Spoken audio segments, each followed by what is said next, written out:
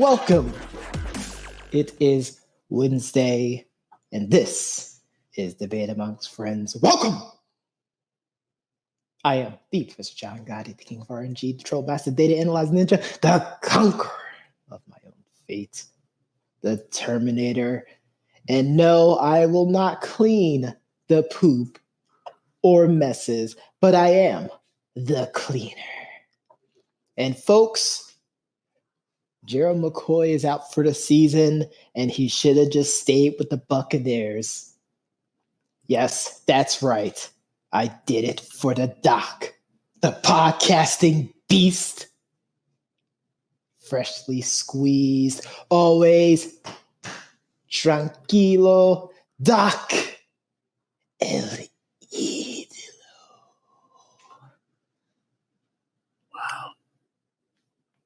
Wow. I can't believe you threw Gerald under the bus like that right from the beginning.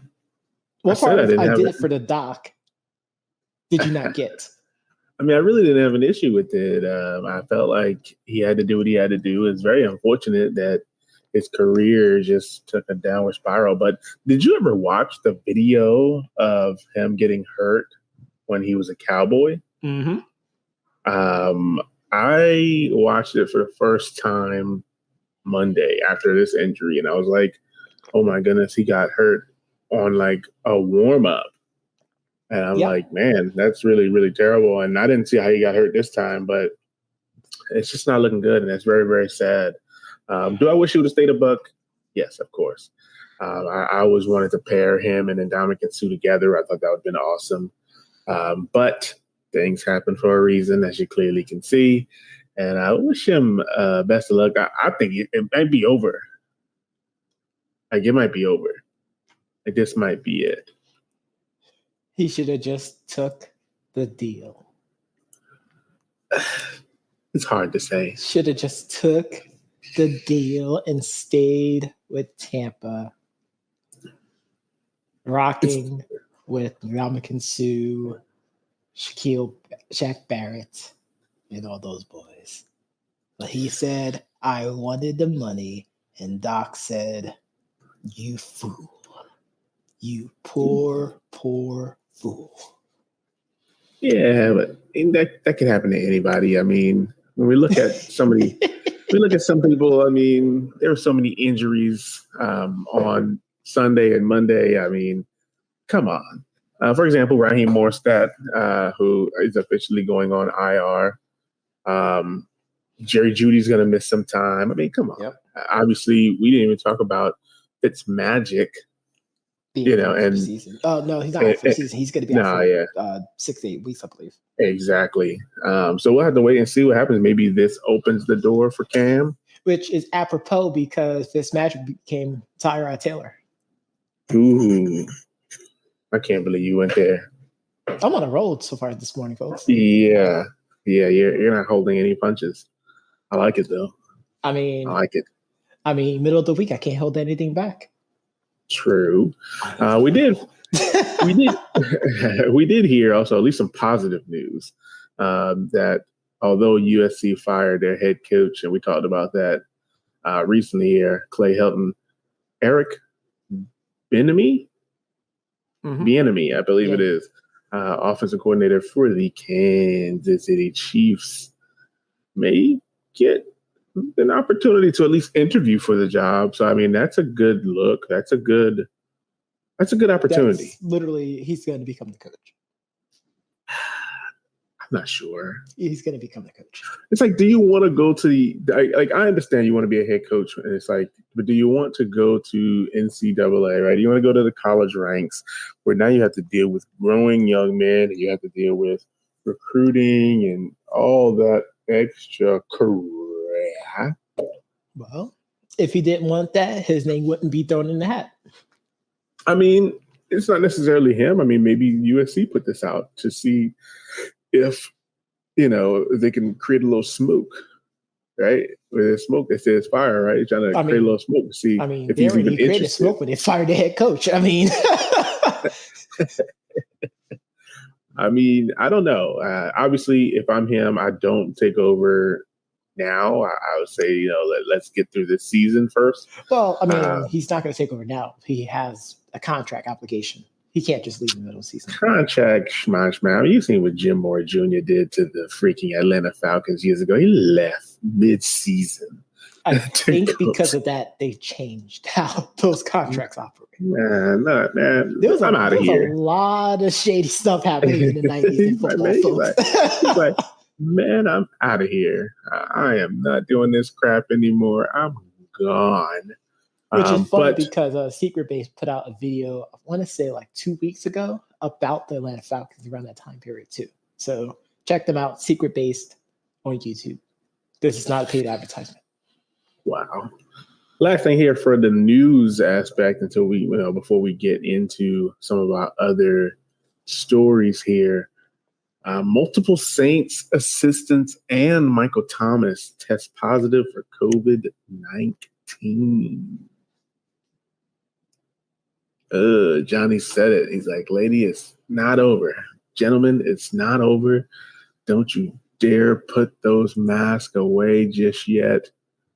You take that ghetto mask and you pull it back over your face. It's not a full T yet, but like it's almost there. And he knows it too. He knows it. Walking that thin line. 6 assistant coaches, a team nutritionist, and wide receiver Michael Thomas, who is currently on the PUP list, tested positive for the virus.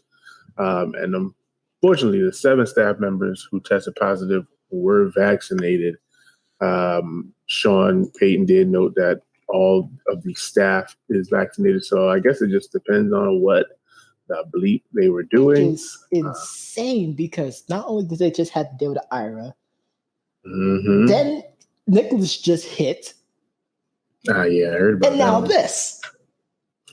So, but Jameis said this is the best team he's ever played with. So hopefully they can overcome this, except for the particular week in which they play the Bucs. Should we put a $35 deal in this game? No. He's probably going to torch us. I was going to go with Jameis beating the Bucs. Yeah. I feel like he wants revenge. I mean, you want to revenge the last game. Like I said, I think we're going to get our cheeks clapped a few times this year, and I just have to accept it, right? Oh, I can't wait for this Falcons game to come and go. I can't wait.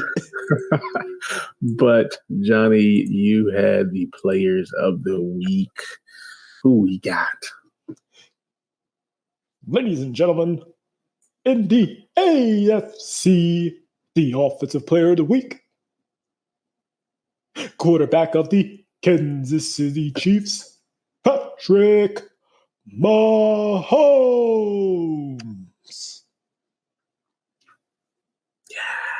And in the NFC, the Offensive Player of the Week, quarterback of the Los Angeles Rams, Matthew Stafford.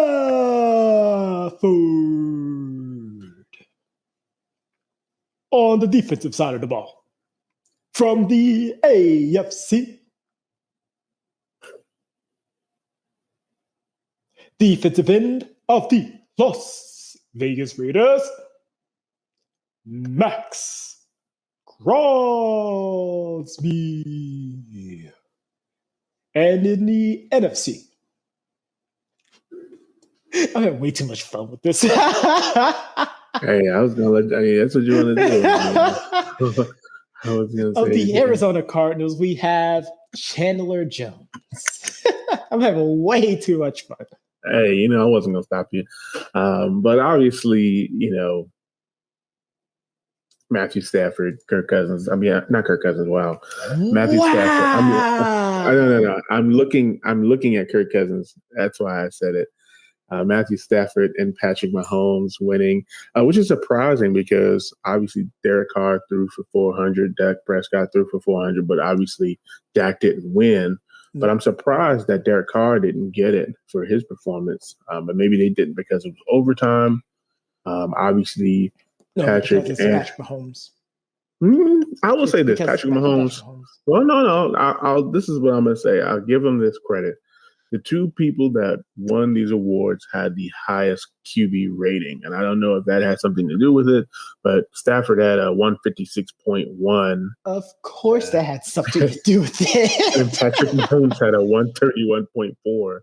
131.4.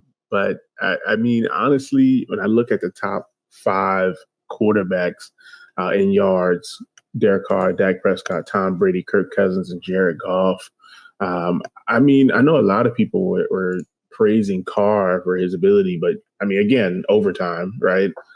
But secondly, I mean, I don't want to toot my own horn here, of course, but Tom Brady being in the top 5 at 40-something years old is still amazing to me. 4 touchdowns, 2 interceptions. So I don't know. Let's see. Let's click this really quickly. Okay. So only 4 quarterbacks so far have 4 touchdowns or more. Obviously, Jameis threw 5. Russell Wilson threw 4. Kyler Murray threw 4. And, of course, Tommy Brady threw 4. But Thomas Edward Brady is the only person that threw more than 30, I guess, 3 passes. Tom threw 50 passes at the age of 40. That's amazing to me. That is amazing. Quite impressive. So, so I'm not sure. I mean, obviously anybody could have got it, but I guess if you're looking at that QB rating, Mahomes, Matthew Stafford absolutely destroyed the Bears. I can't say anything about that. It was a reminder of people who kept saying that he was a wash. Nah, he destroyed them. There's no question about it. He destroyed them. It was so sick to watch. But on the other side, Chandler Jones was just he was just a man amongst boys out there this week. I don't know what else to even say. I think a lot of it had to do with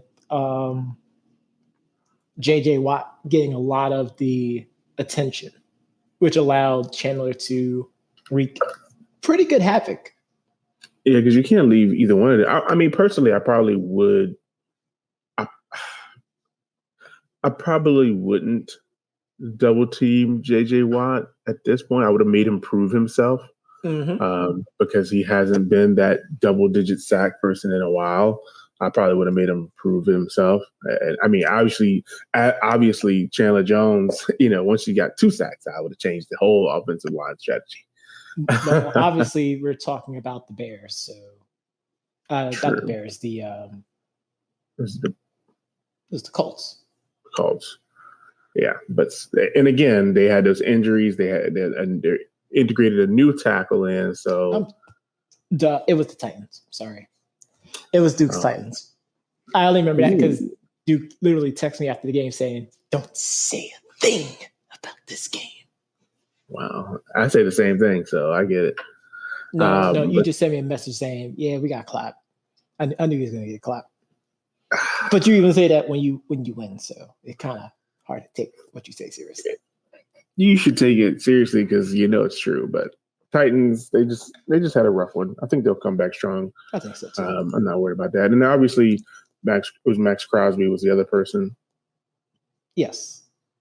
6 tackles, 2 assist tackles, 4 solo, 2 sacks. Again, I mean, it could have went to Michael Pierce. It could have went to Justin Hollins. There were a few people that it could have went to. Nick Vigil, the linebacker, had an amazing game, 10 tackles and a sack. So, again, I don't know where they got that person from, but they won it, and we'll have to give them credit. So what we're going to do right now, really quickly here, is go over the top 10. Okay. The producer has said we're going to change it to the top 15 of the power rankings for week 2. We have the reigning undisputed Super Bowl champs. Wow, The he number said one so much enthusiasm, folks. Tampa Bay Buccaneers, who committed 4 turnovers. 4 turnovers, Johnny. Four of them things. Mm-hmm. And 451 yards of total offense against the Cowboys.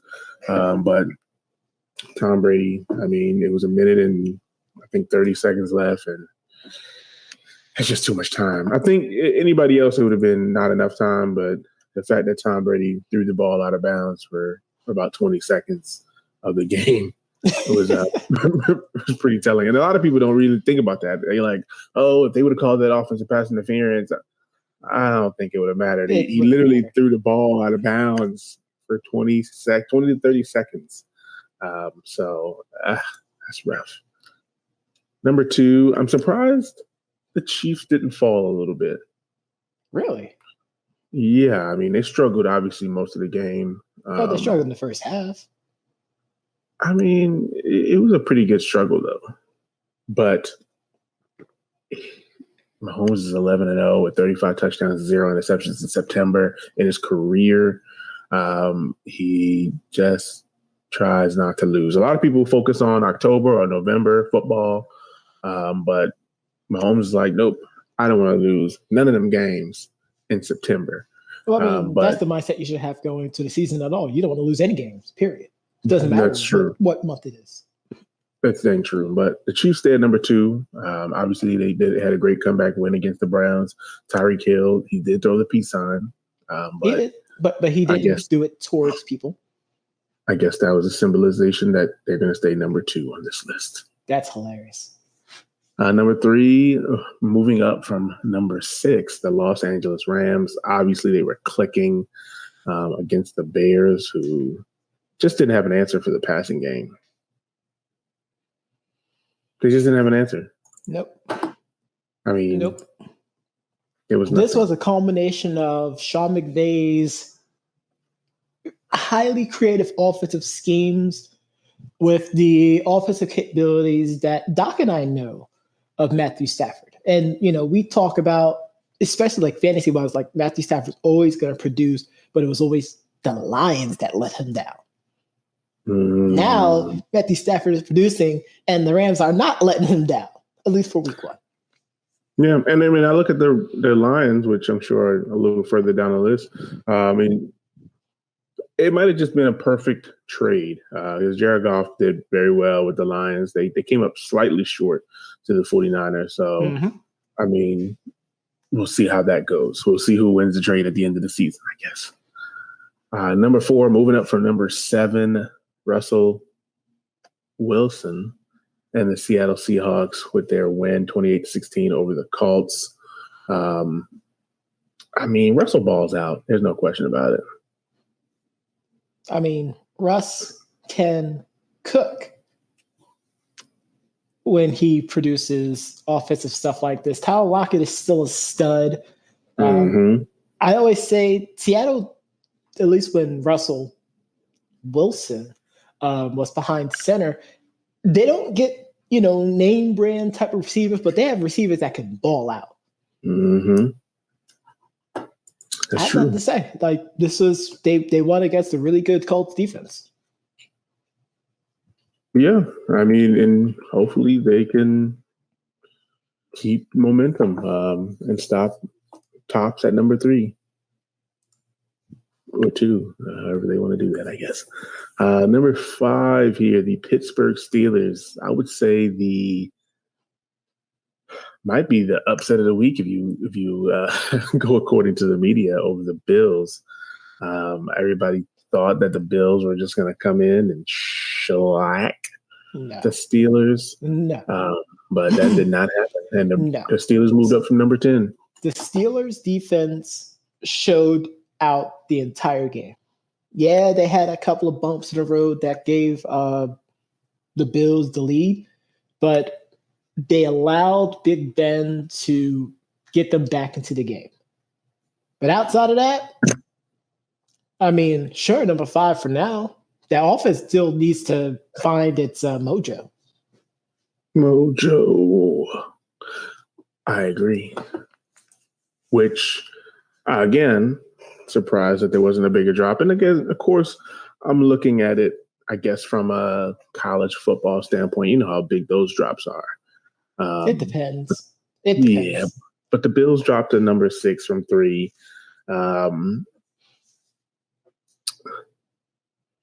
It wasn't disappointing. They're gonna bounce back. Like this was a hard loss for them, but I wouldn't say this was like, oh my gosh, they lost so badly that they need to free fall out of the top 10 kind of thing.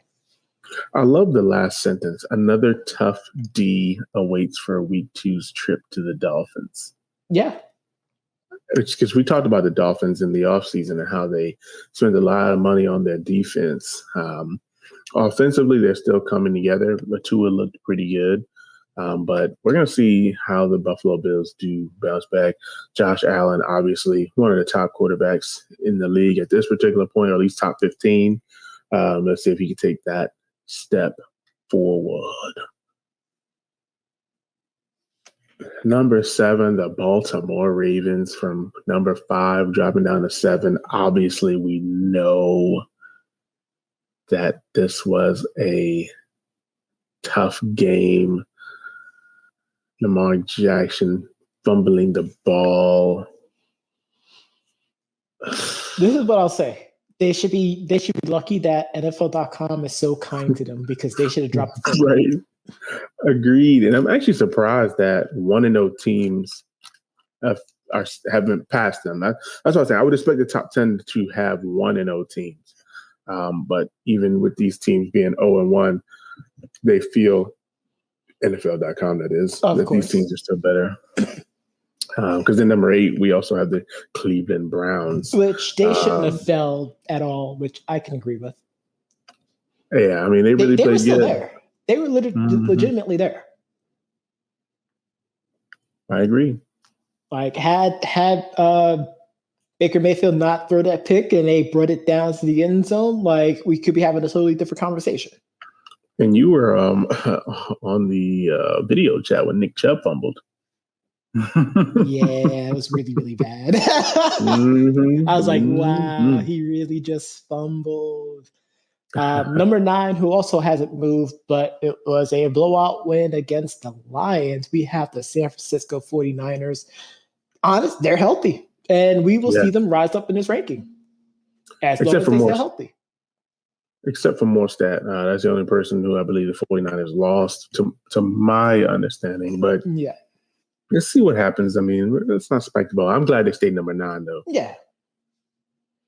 And moving up from number 15, the New Orleans Saints. Obviously, James threw 99 touchdowns, no interceptions, 14 for 20, 148 yards. The Packers just weren't good. Yeah, they got their butts kicked. And I didn't know if you had a chance to look at the interview that Aaron Rodgers did on the Pat McAfee show yesterday, but I mean, he honestly just said, it's week 1. If it's like week 4 or 0-4, like we should, that's when we really need to start panicking. Fans are allowed to overreact to the loss. The media is allowed to overreact to a loss. We can't act like this, and I completely 100% agree with him. Agreed. Number 11, we have the Los Angeles Chargers. They won against the football team. Obviously, we talked about Fitzmagic being knocked out of the game. Justin Herbert, his growth is going to be crucial for their ability to win. Because it all lies on his shoulder, of course. People are now going to see what I saw last season when I declared him to be the Rookie of the Year. Which is why I thought they should have gave the coach one more year, but that's neither here nor there. Again, it's we actually have something here. Let's. Poor Lynn. But moving down from number 4 to 12, one of the biggest drops here. Green Bay Packers. Well deserved, because they absolutely crapped the bed. You can't argue with it. Even Aaron Rodgers stated we've just got our butts kicked. I wonder if it comes down to it whether they'll let this line makes me laugh though. Meanwhile, the Packers defense made Jameis Winston look like Aaron Rodgers. Yikes! I wonder if they big time shade. I wonder if they would consider, and this would be dumb, of course. That's kind of why I'm saying it. If they would consider moving on from Matt LaFleur to keep Aaron Rodgers. No, it's too soon to tell, and it's still just week 1. No, I'm saying if it came down to it, I don't think so. I think it's too soon to even have that kind of thought, because if they won, like, we wouldn't be having that conversation. But let's get to number 13, going up one rank from 14. We have the Miami Dolphins. Great managed game. I mean, like I said, the offense, they're using Tua and making sure that he has his strengths at the forefront and not making him do anything crazy, obviously relying on the defense. And again, they played against, I think, a pretty tough Patriots team, which, like I said, Mac Jones could come away and steal the Rookie of the Year, but it's only week 1, so I have to wait and see. Absolutely. But I think he could steal it, though. I really do. Well, let's see. Number 14, going up 4 ranks from 18, we have the Arizona Cardinals. I mean, they have a solid offense. And the defense isn't bad either. I mean, their secondary still is suspect, but that front 7, though. I mean, we talk about that with the Bucs with their front 7. I'm about to say, is that the story of my life? I mean, it's all about consistency with this team. True. And then, of course, Hopkins, right? I mean, he still make some great catches. The offense. He said it best. I only fear God. Which is a good thing. But number 15, moving down from 13, obviously losing to the Dolphins, is the New England Patriots. Again, a costly fumble, a 1-point loss for a team led by a guy who didn't know that he would be starting, until 2 weeks ago. Honestly, it isn't a cause of concern for Patriot Nation. If anything, they should be excited. Good things to look forward to in Foxborough. Absolutely. Well, really quickly here, just to go over the NBA really quickly. Aaron Gordon getting a 4-year, $92 million extension with the Nuggets. Not sure why, but I mean, that's them, I guess. And Dante Exum returning to the Houston Rockets the same day they announced that they're going to mutually part ways with John Wall via trade in the upcoming season or upcoming off season. But I know you heard this show on your favorite podcast platform, but if you didn't, you can always go to our website at www.debateamongstfriends.com, not only to view this episode, but also the previous. Be sure to tune in tomorrow as we continue to go over the news, the analysis, and the reads. I did it for the doc.